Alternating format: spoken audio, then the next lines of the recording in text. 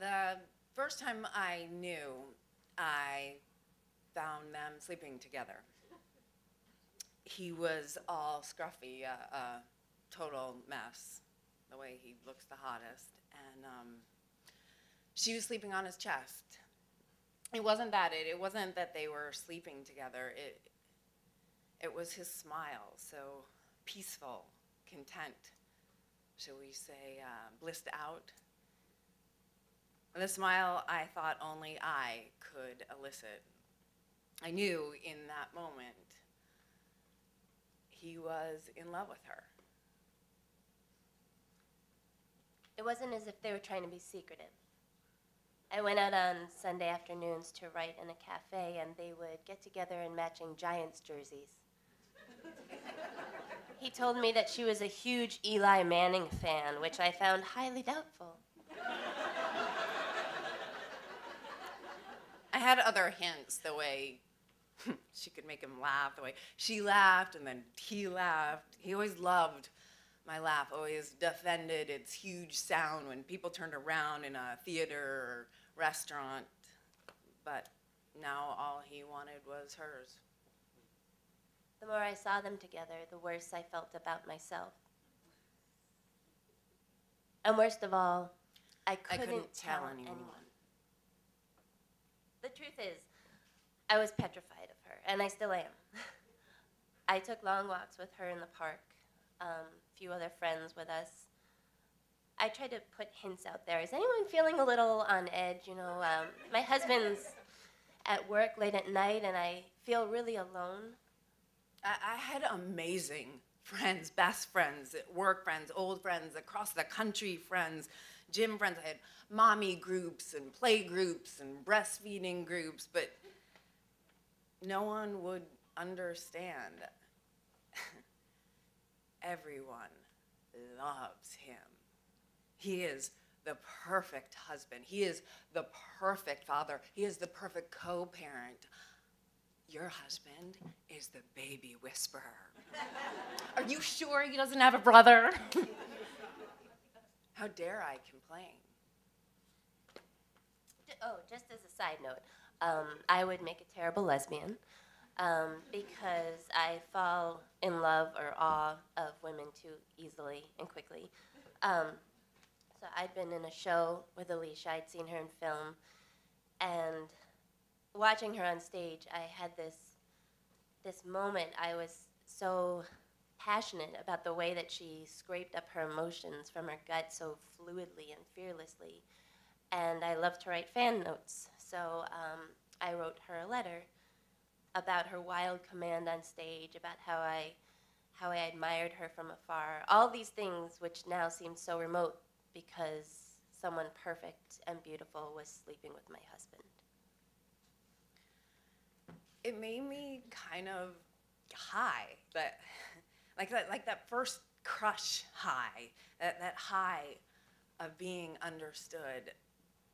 I felt like for the first time in my life, he simply couldn't understand me, but she could.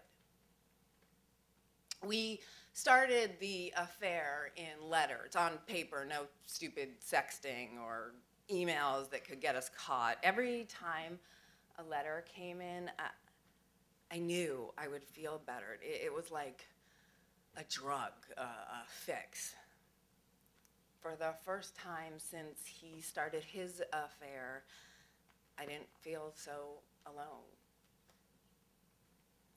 Dear Alysia, I cannot thank you enough for shaking me in my skin. Every moment of our friendship is such a great lesson in opening up, and I write down these small moments most often for you because I trust that you get it. My husband is in love with another woman, and she happens to be my daughter.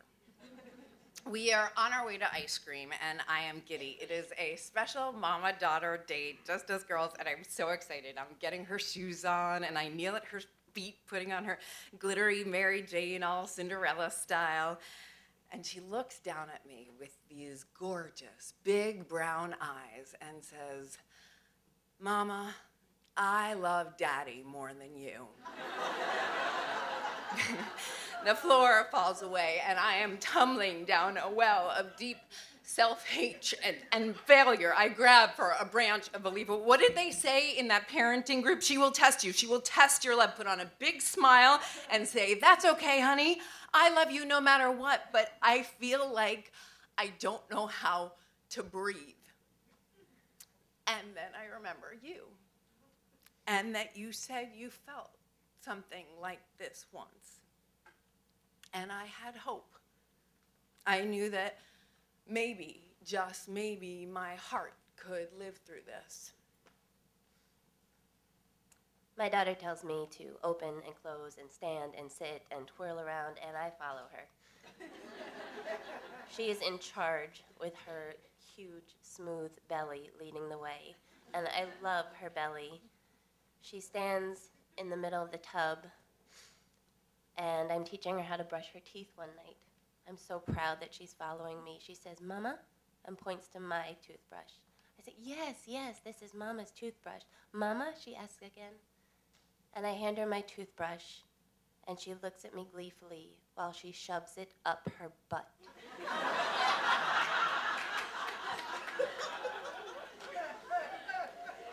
What changed? Does she suddenly love me more? Did I evolve? How? Enough therapy in these letters, the right magical combination of vitamins, herbs, diet, and exercise? Did my skin suddenly get thicker? I like to think that we both evolved. She's 3.5 now, and she has plenty more to say. She sounds a lot like me, which is terrifying. It just stopped hurting so much. Trust evolved. Somehow, I trust our relationship more now. Maybe I trust myself more now. One day, I know she'll be somebody riding the subway with big clunky heels and purple toenail polish, and probably like one toenail pink also. And nobody will know how small that toenail used to be, except for me and my husband and her. And it is so miraculous and painful all at once. Maybe I have learned that no matter what, I will love her. Even if she doesn't love me, even if she does love him more, I will love her fiercely and never stop, because that is my job. That is my choice. Like grief, when we are hurt in such a deep way, we have a choice. Let it open us or close us. I choose open. So bring it, sweet daughter. I come in to stay open to you.